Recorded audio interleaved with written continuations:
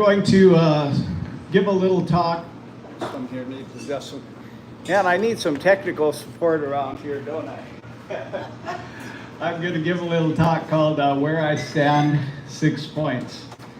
Sometimes I think that the reason in some places the church has maybe become ignored is because they're answering questions that nobody is asking. And sometimes I think we need to actually answer questions that people are asking. So today I am going to let my constituency know where I stand on some issues. I guess partly this is because we had a U.S. congressman come and speak and play the arcade a little bit yesterday. We had a bit of an event, so my mind was going along these lines of a little more political line than maybe I would otherwise share, because I don't often talk like this, but because I was preparing a talk along these lines, I thought, well, I'll just give it Sunday morning. All right. I personally support the Republican Party because, number one, I pay less taxes when they are running things. A few years ago, I paid $70,000 in state and local and federal taxes. I mean, state and federal taxes, mostly federal taxes. And I thought that was quite enough. Now, I make pretty good money here at Hucklands. I think that year I cleared $79,000, maybe $89,000, but I had to pay $70,000 of it in taxes. And I thought, wow, isn't that enough? I looked it up, and the average American pays $13,400, and I thought, man, isn't $70,000 of taxes enough to give them? But no, it's not. There's a very liberal city here in Montana named Missoula, and an auditor from Missoula began riding me like a hawk and said we need to see every charitable giving and all of the receipts from such. And so I got them all together. Some of my giving is overseas because the poorest of the poor are not in America. I don't know if you know that, but I've traveled to 39 different nations and ministered in 37 of them, and the poorest of the poor are certainly not in America. So often my giving has been in the places where it's done the most good, where it's helped the neediest people. And I presented all this to this auditor in Missoula, and they said, we will not allow this giving in India and the Philippines, and maybe it was in Africa too. They said, because this is not a U.S. registered 501c3. So they had to squeeze another $3,000 out of me.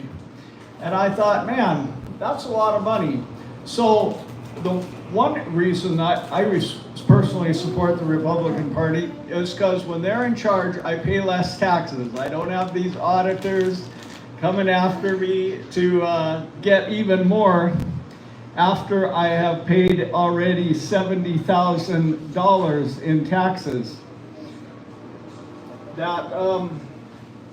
So I pay all medical expenses out of my own pocket. I applied for Obamacare. I thought, what a great idea. Obama's going to care for us and we're going to be all right. And I applied for it, and they said, you make too much money to have Obamacare.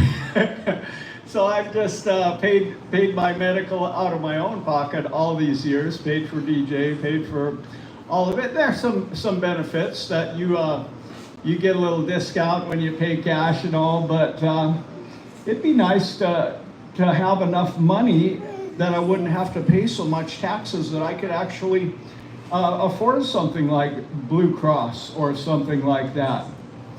Now, I am mostly German, and Germans believe in work.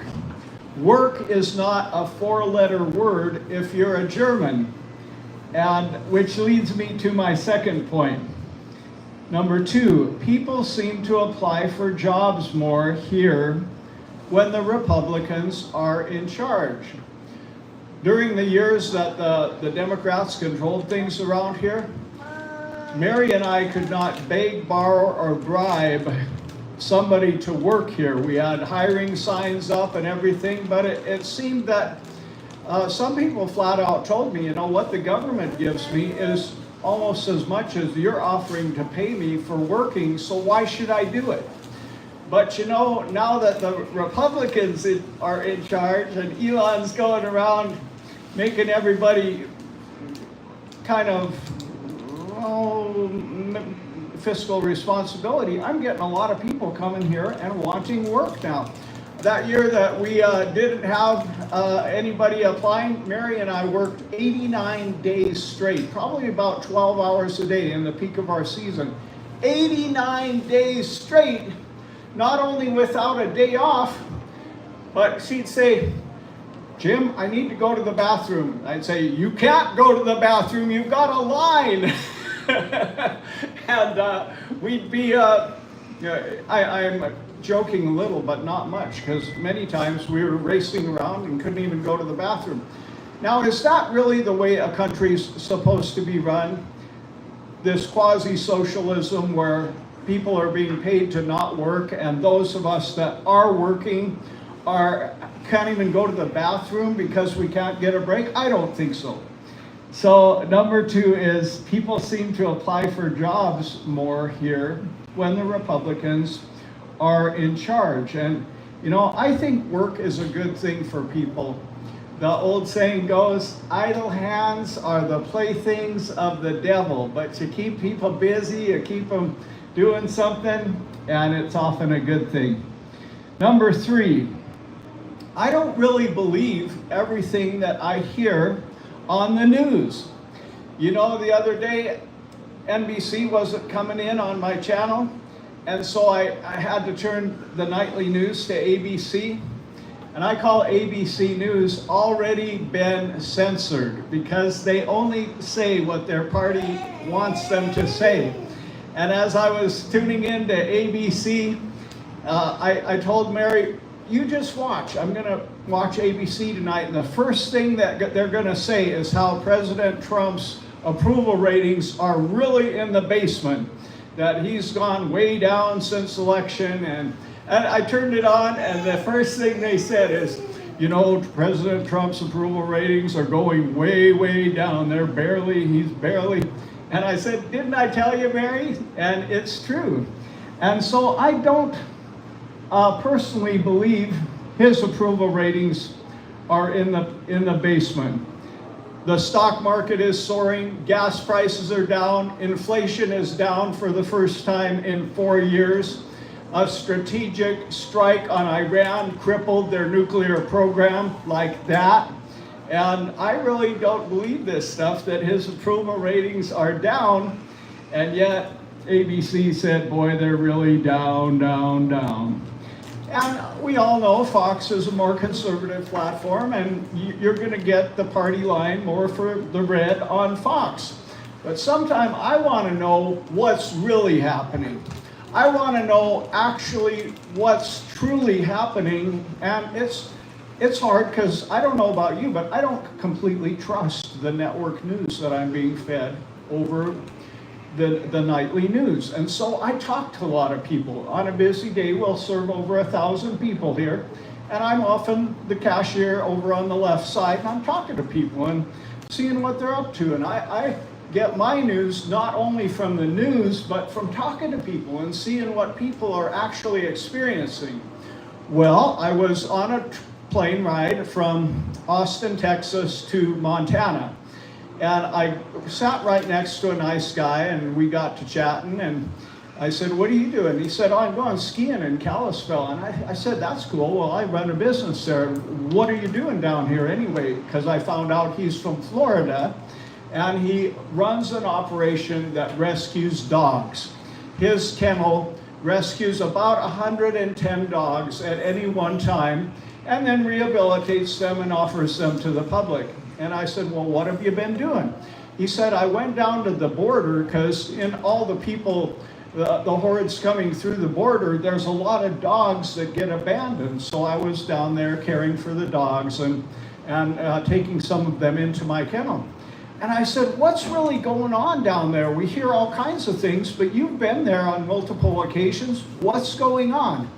And he said, well, a year, and this was February of 2024, he said a year ago I went there and there was nothing but a little barbed wire fence left over that hordes of people were just trampling right over. There was no restraint whatsoever. Anybody and everybody was coming right through the border into America. And then Texas said enough is enough. So Texas, the state, stepped in with their own people and began turning people back. And so this time when I went, Texas was turning people back, and the people were being flown from Texas to California. And I thought, really? And then I turned on NBC Nightly News, NBC Montana, 3 days later, and it said, this week President Biden has flown 670,000 illegals into the state of California. And it confirmed what this gentleman had told me. And I thought, wow, isn't that something? You know, here in Montana, we're having a real fentanyl problem since the wave of illegals has been coming in. There's a supply chain from San Diego straight to Butte, Montana, and then to the reservations of Montana. I even talked to a couple of young people. They said, and some guys up on the mountain asked us to smoke some pot with them, and we did, and we got crazy weird because they put fentanyl in it. And this is a real problem. And I don't believe necessarily, like President Trump, that these people are all criminals and they're all eating dogs and whatnot, but some of them are. Right here in Hungry Horse, one of our prettiest little ladies, about 19 years old, was getting raped by 3 Central American people that we'd never seen before. And my buddy Donnie Houck stepped in and personally fought for her life, and he got several teeth knocked out, but he was able to rescue her from being raped anymore, at least. And so I think I'm not for this. I applaud the efforts of the Republican Party to secure our border once again. Now, why did they do that? Why are they bringing in hundreds of thousands of people into California illegally and knowingly? Well, the reason that they're doing it is obviously votes. They have, the recent bill came before Congress. Should people be required to have ID to vote? And every single Democrat voted no. You don't need ID to vote as an American. Now, I realize the election before last was close and they want more voters, and so they're flying in and getting in multitudes of people so they have more voters. But I don't believe that's right. My wife Mary came in legally from the Philippines, and we had to pay about, I think it was $800 initially, to file 42 pages of her background, of her any criminal record, which she had. In her case, she did not have any, all these things. Then I had to fly from Montana clear to the Manila, Philippines to go together with her to be interviewed at the U.S. consulate, where they checked through her biometrics and all of these different things and gave her the next step. And then there was even a next step after that, and months of waiting. And I don't agree that one person wanting to come to America has to go through that. We ended up spending $1,500, and she went through a lot of tests and everything to get in, and another person just walks across the Rio Grande over a trodden down barbed wire fence. I don't think that's right. A country should defend their borders and actually let people in that are checked out like everybody else. You know, she got her citizenship last summer, and it was a special thing. There were many people from many, many countries who had gone through the proper channels and who were getting their citizenship. And it was a special moment. But how can a moment be like that be special if a president gone rogue is just flying in 670,000 illegals in a week into California. It's not, and it's wrong, and I'm glad that the Republican Party is resisting that. Because there's an area called the Darien Gap that is an intense area of jungle that people that coming from South America must traverse to continue going up the Mexican Peninsula. And that area is known for spiders, poisonous snakes, difficult jungle terrain, and almost nobody would enter the Darien Gap. But under the Biden administration, it became almost a veritable freeway of people coming up through the Darien Gap, coming into America. It's common knowledge. You can Google it and find out this is true. And that's not the way things ought to be done. And also on a nightly news program, I heard that many people, even from China and Asia, were paying $10,000 to be escorted into the USA. And I just don't think that our citizenship should be given away just for somebody that has $10,000. We've got to have standards as a country. And I appreciate the fact that President Trump and his crew are rounding people up and taking them out. To me, it's appalling that these judges are saying, no, they can't take them out without due process. They smuggled themselves in illegally, and you got to have due process to get them out. I don't agree with that. All right, number 4. With the under the Democratic Party, the LGBTQ lobby has their way. Whatever they say, Biden would do it. Whatever they say, the Department of Education would implement it. They're a powerful lobby, possibly one of the most powerful lobbies in America, but it's not live and let live. It's not, well, tolerate us because we're gay. It's propaganda, shoving their stuff down our throats, whether we like it or not, whether we support it or not. The DEA mandates that they've got to teach in every classroom that this could be the way for you, young person. And we have kids that cannot compete in reading, writing, and arithmetic as 6th graders, and yet by the time they're in 6th grade, they're seriously questioning their gender. And I, for one, I'm not for that. This is supposed to be a country for the people, by the people, of the people, and I am not for that. We had a Republican congressman speak here at Huckland yesterday, and there was a lesbian couple that sat in that booth right there, and they were feeling each other and kissing each other, Mary said even. And this was not a normal thing. We don't normally have that happening there, but it was a political statement. It was a political statement that this is what we want, this is what we will press for, and it took place because they knew a Republican senator, congressman was speaking here. And it's really just the way that it is.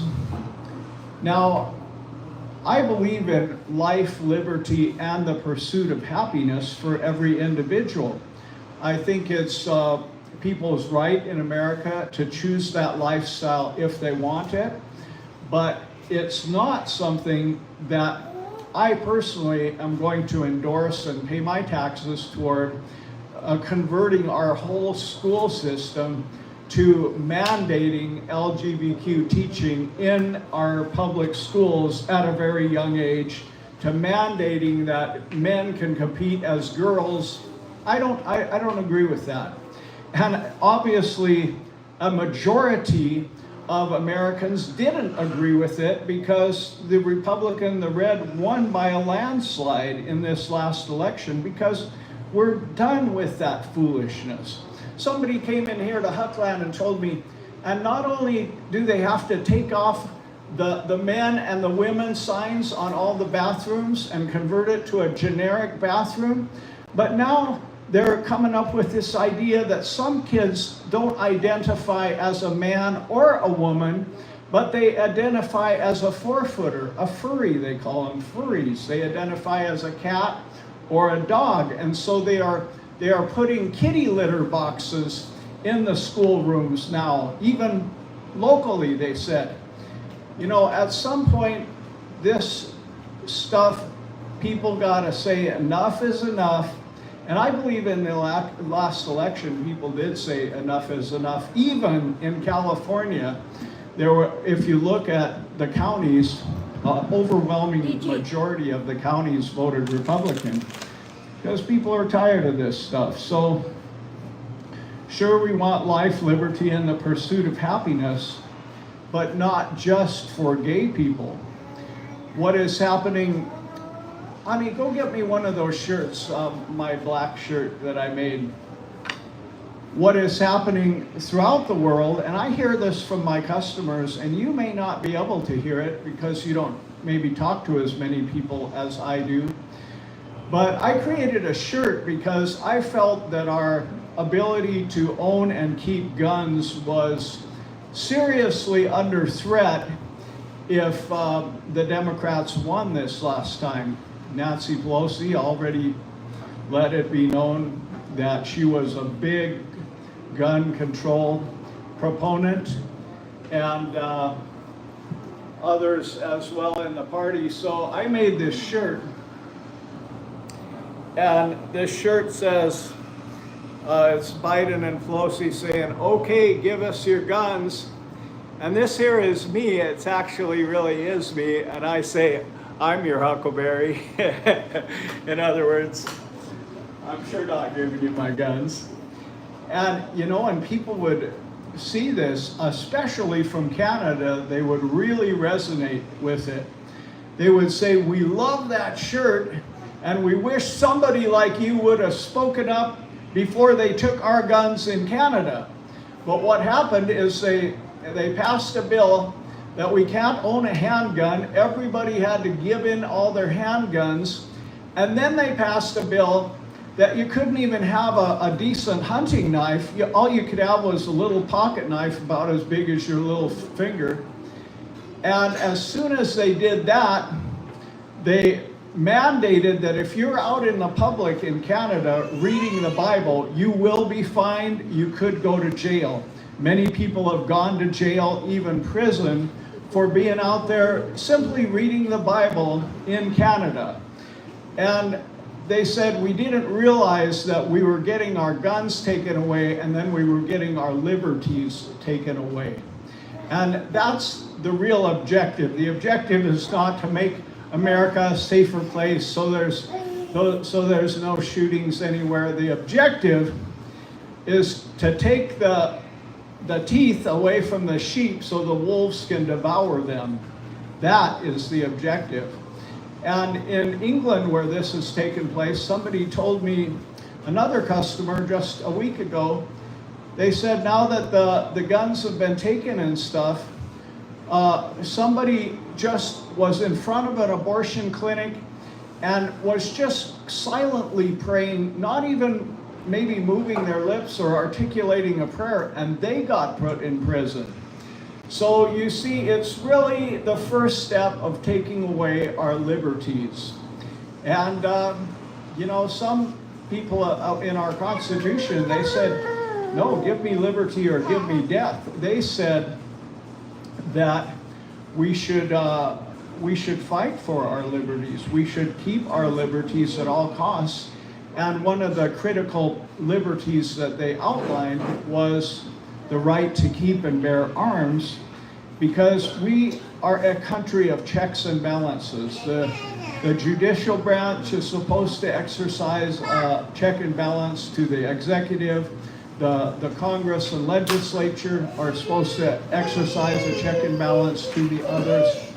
And this is the way America is supposed to be run. But one of the great checks and balances that our forefathers put in is the right to keep and bear arms.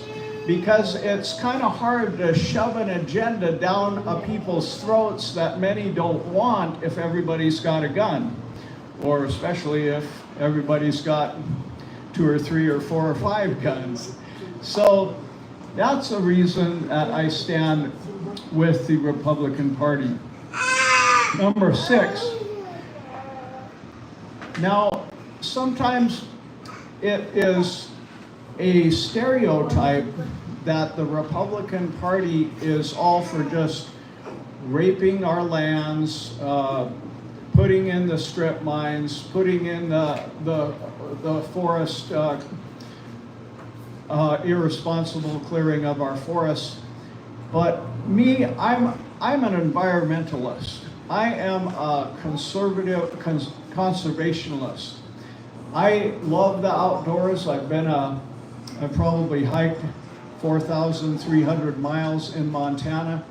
I am a lover of the outdoors. I am a lover of nature. And there's getting to be a lot of people on this planet. Hi, how you doing? There is getting to be a lot of people on this planet. There's been times where I've toyed with maybe the idea of even a Mount Everest attempt. I like climbing mountains. I've climbed some really big mountains like Mount Kenya and others. And yet I see it now, and it's like almost a freeway of people going up to Mount Everest. I'd like to see Machu Picchu. That's on my bucket list. And yet now I'm understanding you gotta get a permit to go see Machu Picchu, just like you gotta get a permit to go to the Sun Road. There's a lot of people on planet Earth. I think we really need these wild spaces, these national parks, these public lands, to give people a place to identify with nature and to enjoy that. And so traditionally, there have been some great Republicans who are staunch conservationists, like Teddy Roosevelt. Roosevelt was a strong advocate for conservation and played a significant role in the national park system. I think even Glacier Park might have been initiated to some extent by Teddy Roosevelt. One of our hunting lodges, Lake McDonald, was set aside, I think, by him because it was a unique and valued national treasure. And so just because you lean right does not mean that you can't be a conservationist, somebody who prizes our natural resources and everything. So I realize this is a little different of a talk for a Sunday morning, but I was so geared up for it yesterday that I didn't have anything else prepared. So what you see is what you get. God bless you.